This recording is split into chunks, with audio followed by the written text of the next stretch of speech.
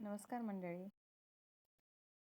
मी आज संकष्टी चतुर्थीनिमित्त पुरणाचा स्वयंपाक घातलेला होता. मी दर चतुर्थीला पुरणाचा स्वयंपाकच करत असते.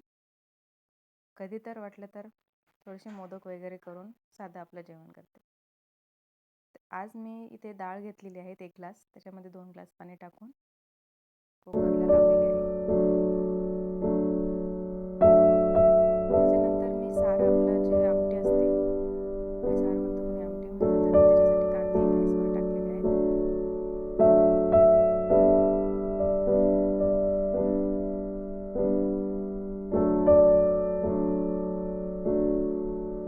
आता ते कांदे भाजल्यानंतर मी ते एका तव्यावरती टाकून त्याला व्यवस्थित परतून घेतलेले आहे. त्याच्यामध्ये खोबरं, लसूण आणि मिरची, आलं करून घेतलेलं आहे.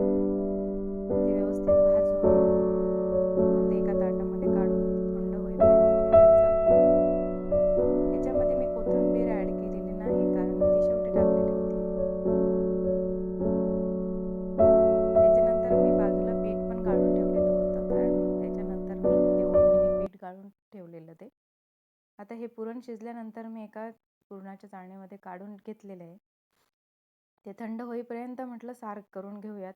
आपण जो मसाला गार करण्यासाठी ठेवलेला होता तो मी मिक्सरच्या भांड्यामध्ये काढून मिक्स केलेला आहे. त्याच्यानंतर मी फोडणीसाठी तो मसाला टाकलेला आहे. माझा हा पहिला व्लॉग आहे, त्यामुळे थोडंसं होऊ शकतं इकडे तिकडे बोलणं, तर समजून घ्या तुम्ही. याच्यामध्ये मी काळा मसाला टाकलेला आहे. मी काही इतर मसाले टाकलेले नाही जास्त, कारण की माझा जो काळा मसाला आहे तो मी विकतचाच घेतलेला होता. मला तो आवडतो, म्हणजे त्याच्यामध्ये ॲड करण्यासारखं दुसरे मसाले काही नाही. टेस्ट खूप छान येते, त्याच्यामुळे तो आणि लाल मिरचीने हळद टाकलेली. हे आपलं आमटी म्हणजे पाणी आहे, डाळीचं जे पाणी उरतं ना ते पाणी आहे. ते पाणी मिक्स करून थोडंसं आपल्या मसाल्यांचं पाणी टाकलेलं आहे. आता हे कसं आहे की याच्यावरती आपले कसं घट वगैरे ते बघून तुम्ही सार करू शकतात, आमटी करू शकतात. इकडे मी भज्याचं पीठ भिजवलेलं आहे. भज्याचं पीठ भिजवून ठेवलं.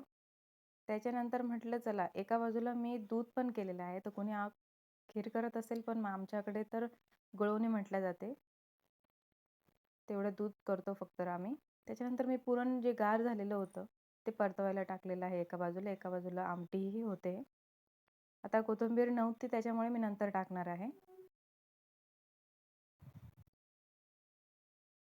हे परतून छान झालं की याच्यामध्ये आपण आधी साखर पण टाकलेली आहे ते विसरले मी ॲड करायचं. याच्यामध्ये मी पुरणाला थोडंसं साखर वगैरे टाकून व्यवस्थित परतून घेतलेलं आहे. त्याच्यानंतर पुरणाच्या गाळणीतून काढून ते व्यवस्थित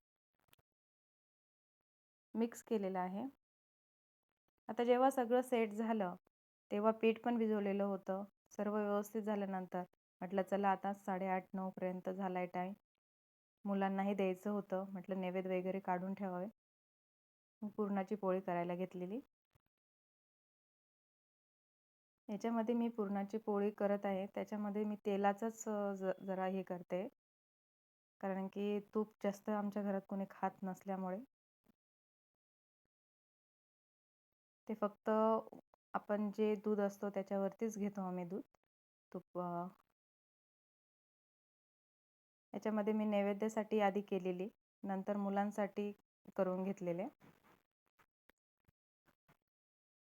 पोळी वगैरे झाल्यानंतर म्हटलं चला आता कुरडे वगैरे सर्वच काढून घेऊयात, म्हणजे कसं नंतर फक्त गरम गरम भजे काढले की होतंय. कुरडे वगैरे काढून मी नैवेद्यासाठी मुलांसाठी भजे काढून घेतले. ही पालकाचे भजे आहेत. कधी करत नाही, साधेच भजे करते पण आहे. आता हे सर्व